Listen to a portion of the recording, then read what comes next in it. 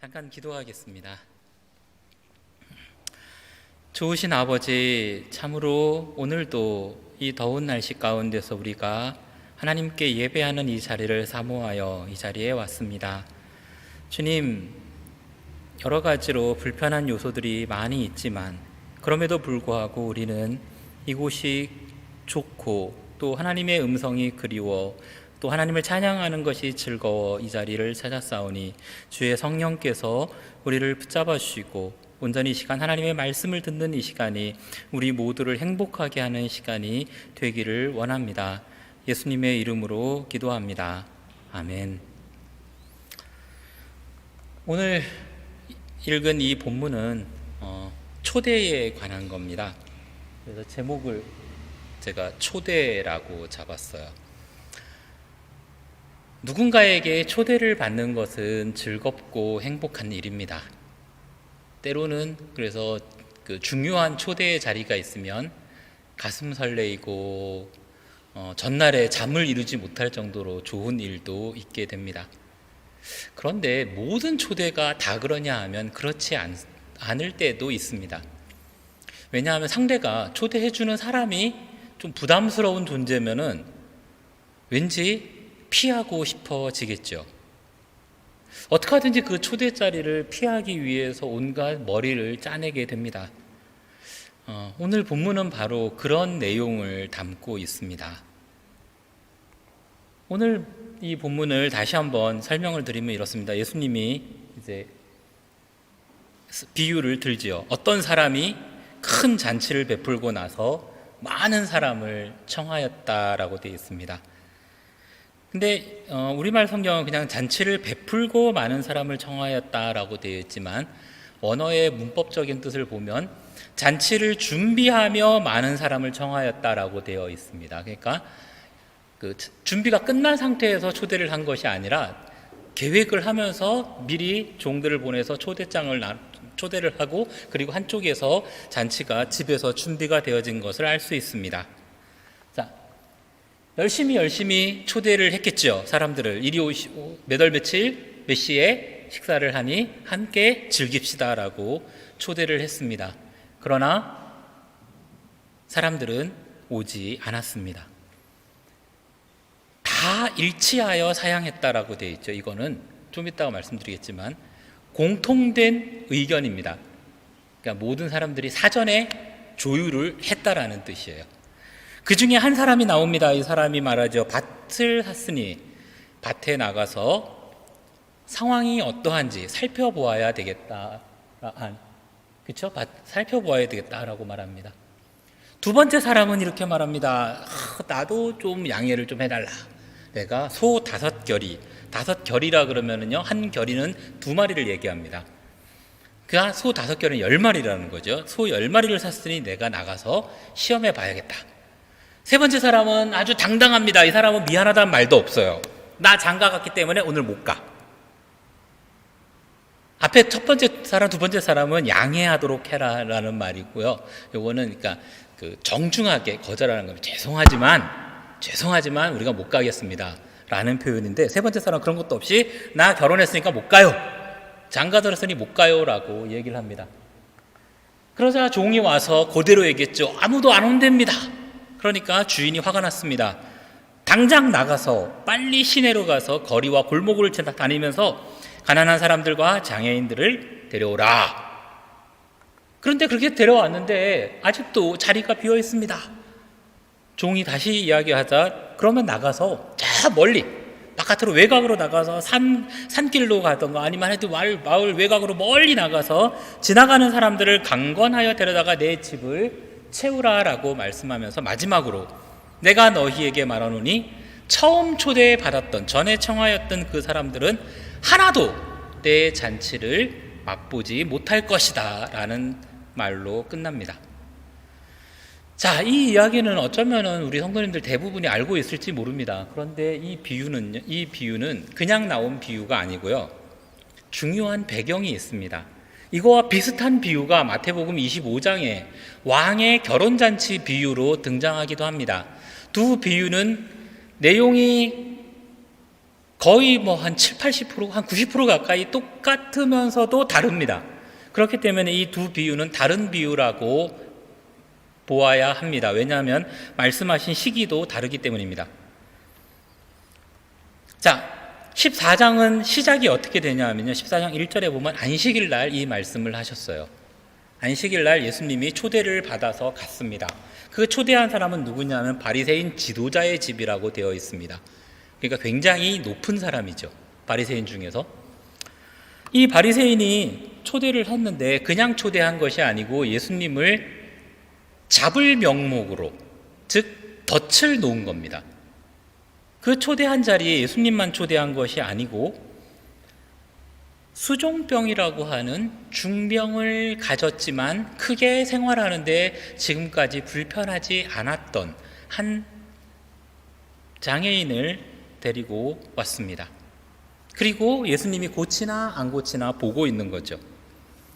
그때 예수님이 하신 말씀이, 야, 안식일에 사람을 고치는 것이 옳으냐 아니냐라고 물어본 다음에 너희 중에 누가 집에서 기르는 소가 우물에 빠졌으면 건져 올릴 것이냐 안 올릴 것이냐 라는 질문을 해서 그들로 하여금 말문을 닫은 다음에 이 사람을 고쳐 보내게 됩니다. 그러면서 시간이 지나면서 사람들이 점점 많이 왔겠죠. 많이 오니까 서로가 상석에 앉으려고 하는 모습을 보았습니다. 왜냐하면 집 주인이 초대한 사람이 바리새인 지도자라고 한 걸로 봐서 주인보다는 대부분 지위가 낮은 사람이 아닐까 생각이 되어집니다. 그러니까 서로 다퉜겠죠. 내가 더 높은 자리에 앉을 수 있겠다라고. 그때 예수님이 하신 말씀이 우리가 잘 알고 있는 말씀입니다. 너희가 잔치에 초대함을 받거든 윗자리에 앉지 말고 상석에 앉지 말고 저 끝자리에 앉아라. 그러면 주인이 와서 네가 더 높은 자리에 앉게 배려를 해주면 사람들이 너를 존경하겠지만, 그렇지 않고 위에 자리에 앉았다가 주인이 와서 당신은 이제 저 끝자리로 가셔, 더 높은 사람이 있어 라고 하게 되면 사람들에게 부끄러움을 당하게 될 것이다 라고 예수님이 말씀하셨습니다. 그러면서 잔치를 초대하거든 너희는 친구나 부한 이웃을 청하지 말고 가난한 사람과 장애인들을 초청하라 라고 말씀하고 있어요. 왜냐하면 다른 사람들은 너희가 초대를 하게 되면 도로 초대해서 갚음을 고민해야 되고 그런 관계가 되어지지만 장애인과 가난한 사람들은 갚을 것이 없기 때문에 너희가 하늘에서 상을 받게 될 것이다 라고 말씀을 하셨습니다. 자, 이렇게 되니까 오늘 15절에 나오는 이 말이 등장합니다. 한 사람이, 이 사람도 아마 바리새인인 것 같습니다. 무릇 하나님의 나라에서 떡을 먹는 자는 복되다. 이 떡을 먹는다라고 되어 있지만 이것이 원어에 가진 뜻은 하나님 나라 잔치를 먹는 자는 복이 있다라는 말이에요. 이게 왜 잔치라는 말이 뜬금없이 계속 나오냐 하면 이사야 25장에 메시아가 오시면 하나님이 잔치를 베푸신다라고 되어 있습니다. 이사야 25장에 보면 이런 말씀이 있습니다. 만군의 여호와께서 만민을 위하여 기름진 것과 오래 저장되었던 포도주로 연회를 베푸시리니 곧 골수가 가득한 기름진 것과 오래 저장되었던 맑은 포도주로 하실 것이며 이 산에서 모든 민족의 얼굴을 가린 가리개와 열방 위에 덮인 덮개를 제하시며 사망을 영원히 멸하실 것이라. 여호와께서 모든 얼굴에서 눈물을 씻기시며 자기 백성의 수치를 온 천하에서 제하실 것이다 라고 하는 메시아 예언을 가지고 지금 말씀하고 있는 겁니다. 즉 하나님이 오시면 천국 잔치를 베푸실 텐데 거기에서 떡을 먹는 자는 복되도다 라는 이 바리새인의 말은 무슨 말이냐 하면 나는 당연히 갈 것이다, 우리가 갈 것인데 우리가 바로 그런 복된 자다라는 이야기를 선포하고 있는 겁니다. 그런데 이 말은 이 바리새인들은 당시에 우리가 잘 알다시피 하나님의 말씀을 완전히 왜곡한 사람들입니다. 이사야 25장에서는 분명하게 모든 민족이라고 하나님의 초대를 말씀하고 있어요. 그런데 바리새인들은 어떻게 해석했습니까? 모든 유대인들이라고 딱 잘라 그어버렸습니다.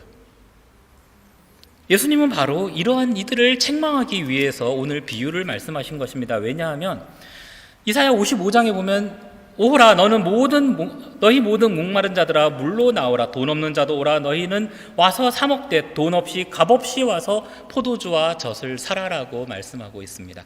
즉 하나님의 초대는 가진 자들이 와서 즐기는 곳이 아니고 하나님이 초대한 모든 열방이 다 와서 먹고 마시게 될 것이다라는 것을 말씀하고 있습니다. 자, 바로 이러한 배경 속에서 예수님은 오늘 이 잔치 비유의 초대를 말씀하고 있습니다. 자, 분명하게 예수님은 이 바리새인이 말하기 전에 선포를 했어요. 잔치에 초대를 하려거든. 이 잔치는 무슨 일반적인 그냥 사람 초대하는 겁니다. 결혼식이라든가 이런 것이 아니고 예수님이 14장 12절에서 말씀하셨던 잔치는 그냥 초대입니다. 그냥 우리가 안팎하게 친구를 초대하는 거 있죠. 간단하게 아니면은 아는 친지를 초대한다든가 해서 우리 같이 식사합시다 라고 해서 만나는 자리를 이야기합니다. 그 초대를 할 때에 가난한 자들과 장애인들을 하라 그랬는데 바리새인은 거기서 하나님의 초대를 얘기한 겁니다. 그러니까 예수님이 네가 그런 식으로 말하면 나도 한 비유를 말하겠다라고 해서 오늘 이 비유를 말씀하고 있습니다. 마태복음에 나오는 결혼잔치 비유와 이게 크게 다른 점은 무엇이냐 하면요, 잔치를 초대하러 보낸 종의 숫자가 다릅니다. 마태복음에는 종들을 보내서, 왕이 종들을 보내서 초대했다라고 하지만 오늘 본문은 왕이라고도 표현 안 돼 있고 어떤 사람입니다. 그냥 부요한 사람이에요. 이 부요한 사람이 종을 보내는데 단수입니다. 한 명의 종입니다. 우리 말에는 그냥 종을 보내어라고 되어 있지만 헬라어 원어는 한 명의 종을 보내어서라고 해서 강조되고 있는 것을 봅니다. 즉 하나님이 이 땅에 있는 모든 민족의 사람들을 초대할 때에 한 종을 보냈는데 바로 예수님을 이 땅에 보내셨다라는 겁니다. 예수님을 보내서 구원의 잔치에 초대를 하였지만 모두가 거절한 것을 말씀하고 있습니다. 이 모두는 첫 번째 부류는 바로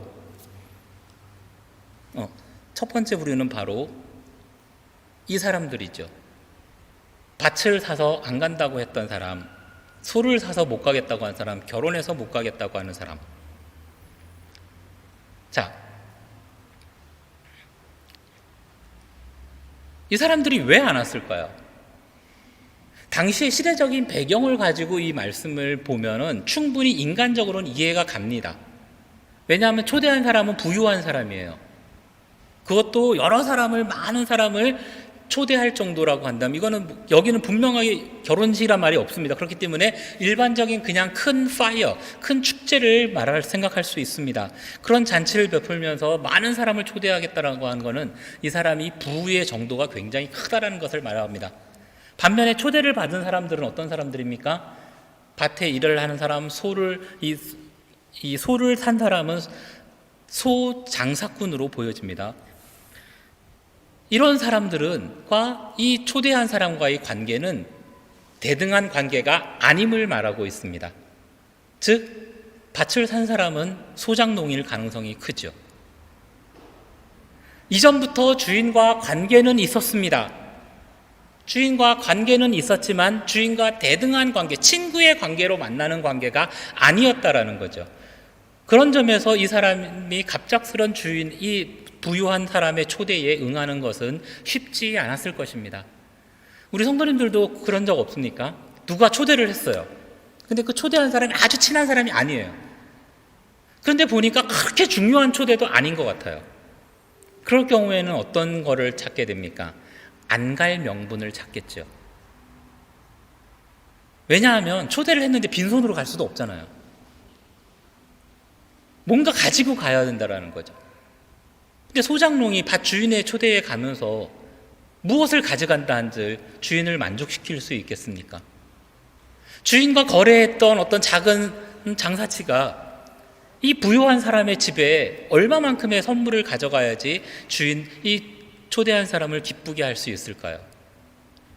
이런 것들을 생각해 보면 안 가는 것이 맞은 일일 수도 있습니다. 우리 형편으로 놓고 보면요.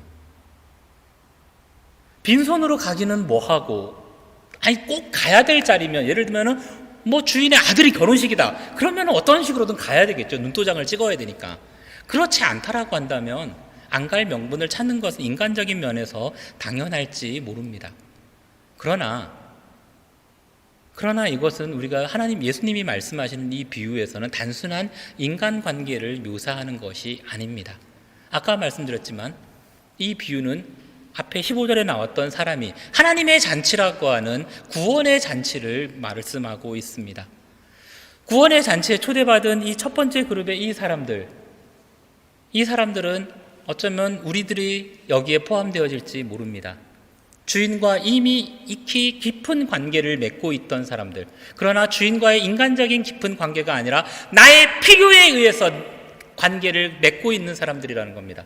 즉 바리새인들이 자기네들의 지위를 지키고 누리기 위해서 대제사장과 제사장 그룹에 있던 사두개인들이 그들의 지도층을 유지하기 위해서 하나님이란 존재를 자기의 이득을 위해서 차용한 사람들이었습니다. 우리가 하나님을 믿을 때 과연 왜 믿습니까? 어떠한 필요에 의해서 믿습니까? 하나님을 나의 필요에 의해서 믿고 있지 않습니까? 우리는 한 번쯤 생각해 보아야만 합니다. 지난주에 제가 기도할 때 하나님의 뜻을 말씀하면서 그런 얘기를 한 적이 있습니다. 우리가 기도 부탁을 하면서 하나님 나라를 위해서 기도 부탁하는 경우가 별로 없더라고요. 우리는 대부분 나의 필요에 의해서, 내 소유를 위해서 하나님을 이용하려고 하는 경우가 너무나 많이 있습니다. 나의 아픔을 위해서, 나의 고통을 위해서, 나의 어떤 사회적인 지위를 위해서, 내가 잘 되는 것을 위해서, 내 마음을 위로받기 위해서 하나님을 이용하려고 하지만 정작 하나님의 부르심에는 우리가 외면하는 경우가 너무나 많이 있다는 겁니다. 오늘 이 첫 번째 그룹에 나오는 사람들이 그런 사람들이에요. 이 주인을 모르는 사람들이 아니라 주인과 관계는 있지만 관계는 이미 맺고 있어요. 그러나 그 관계가 자기들의 필요에 의해서라는 거죠. 첫 번째 사람, 이 밭을 산 사람만 하더라도 마찬가지입니다. 이 사람은 어쩌면 소작농이었을지 모릅니다. 그러다가 이제 밭을 샀죠. 드디어 내 땅을 가진 사람. 이 기쁨은 말로 표현할 수 없습니다. 저는 어렸을 때 제가 살던 저희 아버지가 바로 소작농이었기 때문에 이 아픔을 알아요. 소작농은요, 좋은 주인을 만났을 때에 농사를 짓고 나면 농사한 분량이 얼만큼을 가지냐, 반을 가져요. 그게 좋은 주인이에요. 좋은 주인일 때 내가 반을 갖고 반을 주인에게 줍니다. 그런데 이제 내 땅이 생겼어요. 그러면 뭐죠? 다 내 거입니다. 얼마나 행복한 일인지 아십니까, 이게? 너무나 이제 더 이상 저 사람과의 관계를 단절할 수 있는 때가 온 겁니다. 어쩌면 이 사람은 이 잔치를 거절함으로 인해서 본격적인 주인과의 관계를 끊으려고 했는지도 모릅니다. 우리가 하나님과의 관계를 이런 식으로 이용하고 있지 않습니까? 내 필요가 다 채워졌으니 이제 하나님 그만하십시오. 내가 하나님을 뵙고 싶을 때 나가겠습니다라고 교만한 모습을 보일 수 있다는 겁니다. 두 번째, 소 5결. 이 사람은 그냥 농부가 아닌 것이 나오는 게, 소가 10마리면은요, 옛날에 엄청난 부자입니다. 그런데 그런 걸로 봐서 이 사람은 소 장사꾼입니다. 소장사죠. 왜냐하면 마태복음에서 예수님이 동일한 비유를 하면서 상업자, 장사하러 나갔다라고 설명하고 있기 때문입니다. 이 사람 역시 마찬가지입니다. 이 주인과 많은 교류를 아마 했을 겁니다. 자기가 물건 갖다가 팔고 또 갖다가 다른 데 가서 팔고 하면서 많은 이득을 취했을지 모르는데 지금 소 10마리라고 하는 이 엄청난 이윤을 취할 수 있는 기회가 온 겁니다. 아주 중요한 기회가 온 거죠. 우리가 하나님 앞에 나오면서도 우리는 어떠한 기회를 찾습니까? 하나님 앞에 기도하면서, 주님, 제가 지금 투자를 해야 되는데, 주식 투자를 해야 되는데, 코인 투자를 해야 되는데, 뭔가 투자를 해야 되는데 하나님 도와주십시오. 지금이 때입니다라고 말할지 모릅니다. 그러나 그 때는 하나님이 정하시는 것입니다. 내가 생각하는 때가 아니고요. 이 소 5결을 산 사람은 자기가 지금 큰 이득을 취할 수 있는 때이기 때문에 안 간 것뿐입니다. 세 번째 사람은 율법을 예를 들 수 있겠죠. 결혼한 자는 3년 동안 군대에, 3년인가요? 제가 이거 성경 안 찾아봐서 지금 헷갈리고 있는데, 군대를 왕의 옛날에 왕이 군대에 소집하는 그 소집령도 거부할 수 있는 것이 결혼식이었어요. 전쟁이 벌어져서 지금 싸우러 나가야 되는데 왕이 전쟁에 참여하라고 했는데 그거를 거부할 수 있는 권한이 이스라엘에서는 결혼식이었다라는 거죠. 장가를 들면은 거부할 권한이 있었어요. 그러니까 이 사람은 왕의 초대를 주인의 초대를 당당하게 미안하단 말도 없이 안 간다고 한 겁니다. 우리는 하나님 앞에 나아갈 때도 이런 뻔뻔한 모습을 보일 때가 너무나 많이 있습니다. 반면에 두 번째 그룹은 어떤 사람들입니까? 이 사람들은 주인과의 관계가 평상시에 완전히 없었던 것은 아닙니다. 부한 이웃이었기 때문에 이 부한 이웃을 어쩌면 대부분 마음으로 사모했을 사람들입니다. 그 집에 잔치가 있으면 문 앞에 나가서 어쩌면 구걸하며 지냈을 수도 있는 사람들입니다. 한 번쯤 이 부유한 사람의 초대에 가보고 싶은 마음은 너무나 간절했지만 절대로 갈 수 없었던 사람들입니다. 우리가 하나님 앞에 나올 때에도 성경에 보면 예수님이 세리를 비유로 들죠. 하나님 앞에 통회하며 성전 안에 들어올 수도 없고 한쪽 구석에서 눈물을 흘리며 회개하던 사람들의 모습이 바로 이 두 번째 그룹에 해당되어지는 사람들입니다.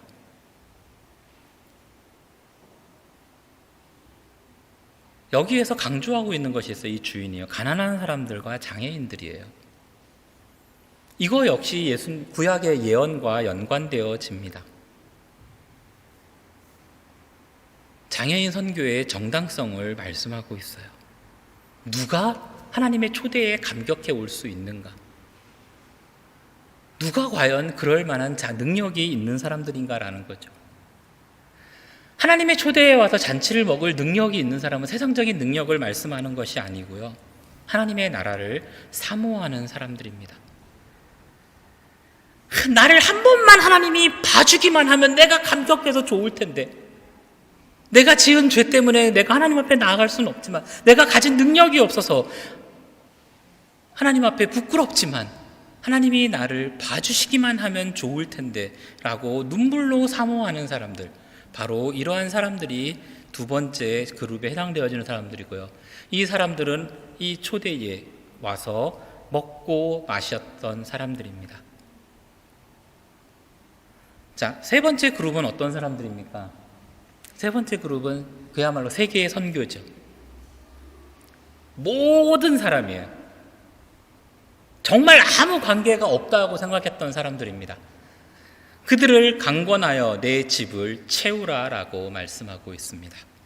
이것을 오늘날 우리 교회들은 세계 선교에 대한 부르심으로 이해하고 있습니다. 그런데 여기서 오해하는 말이 있어요. 강권하여 내 집을 채우라. 강권하다란 말이 뭘까요? 이 말을 우리는 때로는 강제적, 폭력적에 의해서 오기 싫으면 강제로 끌어다가 앉혀 라고 하는 것을 지금까지 그런 오해들의 말로 너무나 많이 들었을 수 있습니다. 저희 멀리 찾아볼 필요도 없이요. 저희 집에 제 위에 계신 위에 어른들, 형님들, 그리고 저희만 해도 마찬가지 경우니까요. 조카들이 믿음이 없으면은, 야, 아버지 명령이야, 따라와. 강제로 예배당에 그냥 앉혀놓는다라는 거죠. 그런데 그렇게 해서 믿음이 생기면 좋은데요. 어느 순간부터 그게 안 됩니다. 세계 선교에 있어서는 나가서 땅 밟게 하면서 강압적인 선교를 하는 경우에 어떠함 나오냐? 항상 분쟁이 나오고 싸움이 나죠. 폭력을 정당화해주는 말씀이 아닙니다. 이 말씀은 이 주인이 지금 이 말을 하는 시급함이에요. 자, 잔치 준비가 다 됐습니다. 음식이 다 차려졌을지 모릅니다. 그런데 지금 온 사람이 없어요. 음식이 상할 수 있습니다. 그래서 주인을 하여금 빨리 나가서 데려오라는 시급함과 당위성을 이야기하는 겁니다. 빨리 채워라. 그러면 나가면 종들이 어떻게 해야 됩니까? 지나가는 사람들을 갖다가 폭력적으로 끌고 올까요? 지나가는 나그네들을, 여행하는 사람들을, 외국인들을, 그 사람들이 그렇게 와서 잔치를 먹을 수 있다고 생각하십니까? 안 오죠, 아무도. 그 사람이 누군데?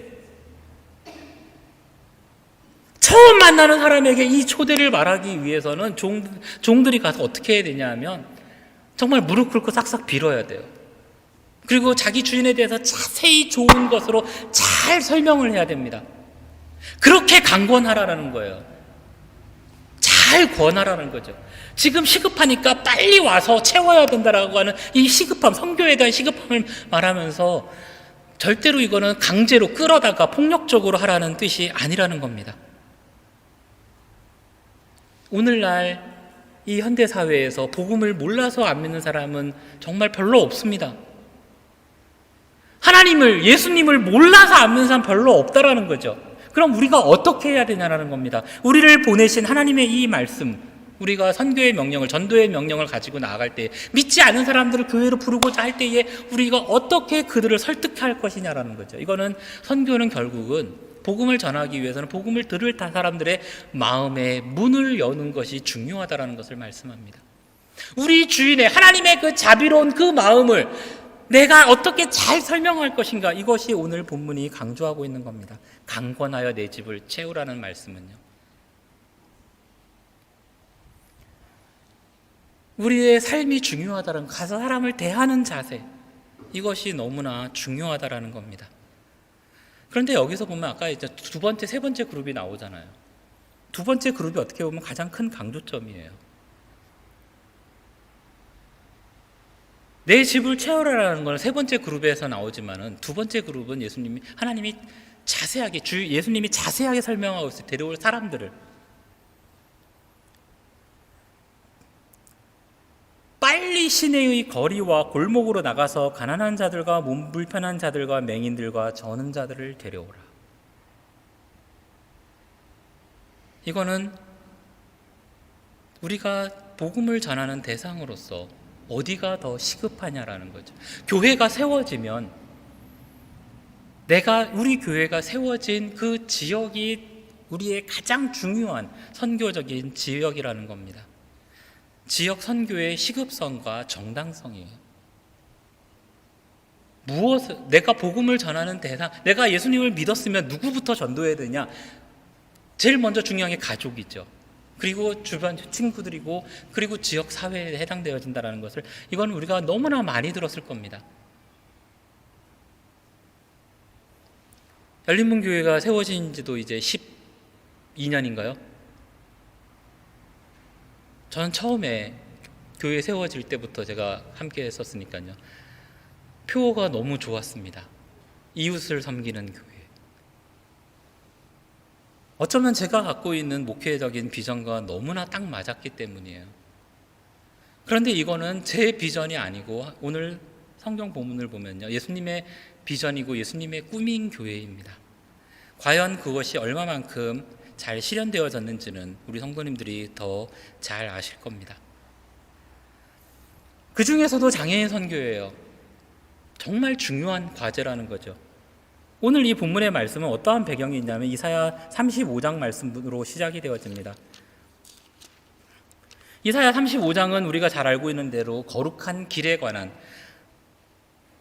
새 하늘과 새 땅에 관한 말씀입니다. 광야와 메마른 땅이 기뻐하며 사막이 백합화같이 되리라 라는 말씀으로 시작해서, 그때에 맹인의 눈이 밝히 볼 것이며 못 듣는 사람의 귀가 열릴 것이며, 그때에 저는 자는 사슴같이 뛸 것이며 말 못하는 자의 혀는 노래하리니 이는 광야에서 물이 솟겠고 사막에서 시내가 흐를 것임이라. 8절에 보면 거기에 대로가 있어 그 길을 거룩한 길이라 일컫게 될 것이다 라고 말씀하고 있습니다. 깨끗하지 못한 자는 지나가지 못하겠고 오직 구속함을 입은 자들을 위하여 있게 될 것이다. 이것이 하나님의 예언이었어요. 하나님이 만드신 새하늘과 새 땅에, 천국에 거룩한 대로가 있는데 그 길에 들어가는 사람들로 장애인들이 언급되고 있습니다. 그런데 과연 오늘날 교회는 어떠한가요? 과연 교회가 이렇게 실천하는 교회가 있을까요? 그렇다고 해서 숫자적으로 일방적으로 장애인이 많아야 된다는 뜻은 아닙니다. 왜냐? 사회 구성원이 그런 나라가 없기 때문에 그래요. 초대교회를 놓고 보면요. 초대교회 그 사를 보면 한 지역의 교회가 세워지면 항상 장애인과 가난한 사람들이 교회의 중심이 되었다라고 말합니다. 한 가정, 두 가정이 중심이 되고 그들을 돕는 것이 교회의 공동체였고 바로 그들이 교회의 중심의 역할을 해왔다라는 것입니다. 근데 오늘날 이런 교회의 모습을 저는 아직까지 찾아보지 못했습니다. 장애인 선교를 한다는 교회조차도 장애인들 한쪽 구석에 모셔진 교회의 홍보 효과에 불과했기 때문입니다. 과연 이것이 교회일까요? 예수님의 경고의 말씀이 있습니다. 첫 번째 초대받았던 사람, 하나님과 관계가 있었던 첫 번째 그룹은 결코 하나님의 잔치를, 구원의 잔치를 맛보지 못하리라는 경고의 말씀입니다. 이제 결론을 맺고자 합니다. 지금의 시기는 교회의 본질을 회복할 시기입니다. 한국 교회 목사님들의 설교를 듣다 보니까요, 많은 공통점이 하나가 있는 것이 교회의 위기다라고 얘기를 해요. 그러면서 무엇을 얘기하면 이단을 얘기하더라고요. 신천지가 교회를 공격해온다. 그러나 우리는 이단을 무서워할 필요가 없습니다. 신천지 들어오려면 들어오라고 하세요. 우리 교회가 말씀의 중심 가운데 서 있고 교회의 본질을 회복하면 이단은 무서운 존재가 아닙니다. 사탄은 이단을 통해서 교회를 무너뜨릴 계획을 세우고 있지 않다라고 저는 확신합니다. 왜냐하면 교회가 세워진 이래 수많은 이단들이 나와서 흥했지만 그 어떤 이단도 기성교회를 무너뜨린 이단이 없어요. 그렇다고 한다면 통일교회가 아무리 득세하고 신천지가 아무리 득세한다 할지라도 저들은 잠시뿐이라는 겁니다. 제가 고등학교 때까지 굉장히 교만했었는데요. 늘 이 성경을 많이 지식적으로 알고 있다고 해서 굉장히 교만해서 여호와 증인들하고 많이 분쟁을 했어요. 다투었어요. 그런데 한 번도 이긴 적은 없습니다. 최대 6시간까지 토론을 해본 적이 있어요. 결국은 다음에 보자라고 해서 그 사람들이 가기는 갔어요. 그때 저는 속으로 쾌재를 불렀죠. 야, 이겼다. 그게 중3 때 기억인데요. 근데 진짜로 이기는 때가 의외의 결과를 가져온 때였습니다. 대학 들어가서 미랄 선교단을 통해 장애인 사역을 하면서 어느 날 지하철에서 여호와 증인을 만났어요. 근데 저는 사역을 하러 가야 되니까 다음 역이 내릴역이었거든요. 그래갖고 그랬죠. 나 지금 당신들이 말한 하나님 나라를 보여줄 수 있는데 갈래? 그랬더니만은 이 사람들이 대뜸 하는 말이 그런 거짓말 하지 말라고. 그러고 아니 있다니까.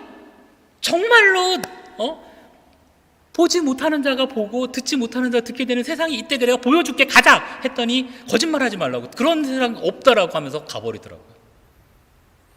단 2분 만에 상황 종료. 그때서야 제가 깨달은 것이 있습니다. 아, 이단은 정말 내가 싸우려고 하면 이길 수 없구나. 내 삶이 중요하구나. 하나님의 말씀을 내가 얼마만큼 내 삶 가운데서 실천할 것인가 하는 것이 중요하다는 겁니다. 지금은 교회의 본질을 회복할 때입니다. 시기적으로 너무나 어려운 시기입니다. 교회가 어떠한 교회여야 됩니까? 이제는 우리가 어떤 사람이 하나님의 구원의 잔치에 와서 감격할 것인가 라는 것을 생각해 보아야 합니다. 우선은 내가 먼저 구원의 감격에 감격할 수 있어야 됩니다. 나에게 구원의 감격이 없다고 한다면 정말 회개해야 될 일입니다. 하나님을 알고 하나님과 관계를 맺는다고 해서 중요한 것이 아니라 하나님의 초대에 내가 모든 것을 팽개치고 갈 수 있느냐, 이것이 중요하다라는 겁니다. 내가 손해를 본다 할지라도. 그런데 우리는 어느 순간부터 하나님을 믿으며 손해를 안 보려고 해요. 움켜잡으려고 합니다. 최근에 하나님이 저에게 깨우쳐 주신 것도 그거더라고요. 저는 제가 하나님의 비전을 갖고 아마 아시는 성도님들이 있을 겁니다. 교회를 개척했다가 개척에 실패한 목사이기도 합니다. 참 의문이었어요. 내게 주신 꿈과 비전은 하나님의 말씀에 근거한 것이고 하나님의 인도하심으로 봤는데 왜 안 됐을까? 다시 준비하라 그래서 열심히 준비 과정을 겪고 있는데 제 마음속에는 목회에 대한 열망이 너무나 끌어오르고 있는데 왜 하나님은 때를 주시지 않을까라고 했는데 의외로 한 3주 전인가요? 말씀을 보면서 놀라운 걸 깨닫게 하시더라고요. 저 역시 하나님의 말씀을 이용해서 저의 소유를 늘릴 생각을 했던 것입니다. 하나님을 이용해서 내가 잘나 보려고 해왔던 그것을 보면서 너무나 회개했어요. 과거에 1년 동안 이제 교회 개척을 준비하면서 말씀 묵상한 걸 쭉 보다 보니까요, 정말 말도 안 되는 이야기를 써놨더라고요. 내가 이러고도 하나님 뜻대로 개척을 했다고 생각했나? 왜냐하면은 하여튼 교회 네 분이 있어서 교회가 무너졌는데요, 그때 하나님이 저한테 주셨던 말씀이 그 어느 누구의 잘못도 아니다. 네가 내게 좀 더 기도하고 준비해라라는 말씀이었는데요, 이제서야 7년이 지나서야 깨달았어요. 출석교인 3,000명이 목표더라고요. 겉에서 내세운 목표는 뭐였냐면 장애인과 함께 예배하는 교회였어요. 그런데 내 마음속에 자리 잡고 있던 건 뭐였냐면 출석교인 3,000명이더라고요.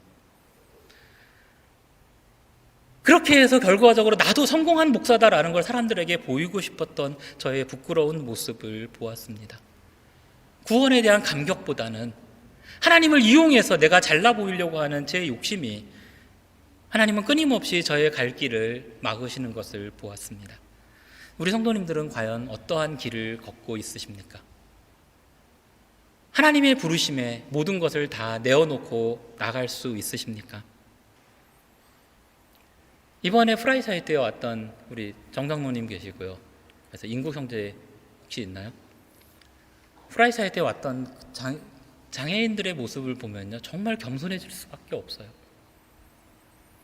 독일 시설에 있으면 솔직히 저희 프라이사이 때 오는 것보다 훨씬 더 좋은 서비스를 받을 수 있습니다.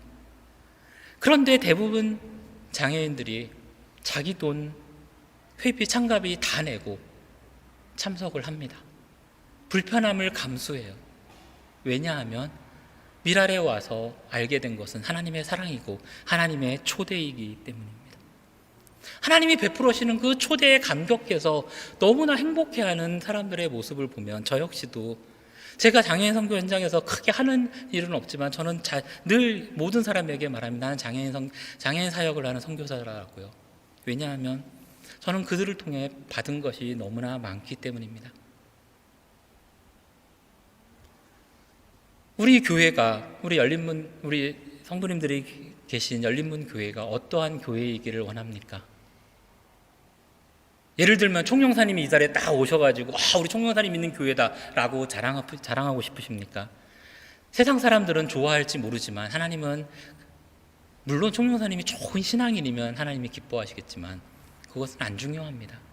구원에 감격이 있는 한 정말 가난한 장애인 한 명이 이 교회에 있을 수 있다면, 아니 굳이 가난하지 않아도 됩니다. 정말로 하나님을 간절히 원하는 한 사람이 눈물을 흘리고 있다고 한다면 그 교회가 바로 건강한 교회요, 하나님을 기쁘시게 하는 교회입니다. 오늘 잔치의 비유에서 하나님은 우리를 초대하고 계십니다. 이 초대의 시간은 이제 얼마 안 남은 것 같습니다. 다 아실 겁니다. 제가 오전 예배 드리고 오늘은 이제 버스를 타고 여기까지 왔는데요, 점심 간단하게 먹고 버스 타고 여기 한 500m 버스 정류장에서 한 500m 걸어오는데 정말 숨 막혀 죽을 것 같더라고요. 그래도 오늘 이 받은 말씀을 생각하며 감사하려고 노력하며 왔습니다. 기뻤다라는 말씀은 감히 못 드립니다. 왜냐하면 계속 기쁜 건 아니었기 때문에 솔직한 말씀입니다. 감사하려고 노력하면서 왔다고요. 우리 성도님들도 그랬으면 좋겠어요. 하나님의 초대에 정말 감사하려고 노력하며 모든 것을 내려놓으려고 하는 그 간절함으로 오실 수 있게 되기를 주님의 이름으로 부탁드립니다. 그리고 이 교회를 정말 사모하는, 제가 알기로 우리 열린문 교회 안에도 장애인 가족들이 있는 걸로 알고 있어요. 그 가정이 정말로 중심이 돼서 함께 예배할 수 있는 그러한 교회가 되기를 주님의 이름으로 부탁드립니다. 기도하겠습니다. 사랑이 많으신 하나님 아버지, 우리가 무엇이 간데 우리를 매주 이 예배의 자리로 우리를 초대하십니까? 우리는 주일을 맞이할 때마다 온갖 핑곗거리를 찾게 됩니다. 특히 요즘은 코로나라고 하는 너무나 확실한 핑곗거리를 우리는 찾게 됩니다. 때로는 우리 속에서 그런 마음이 없었는지 회개합니다. 코로나 확진자대 오늘 집에서 놀았으면 좋겠다. 하나님, 우리들의 부족한 마음을 회개합니다. 또 하나님을 나의 개인적인 이득을 위해 이용하려고 했던 거 회개합니다. 하나님,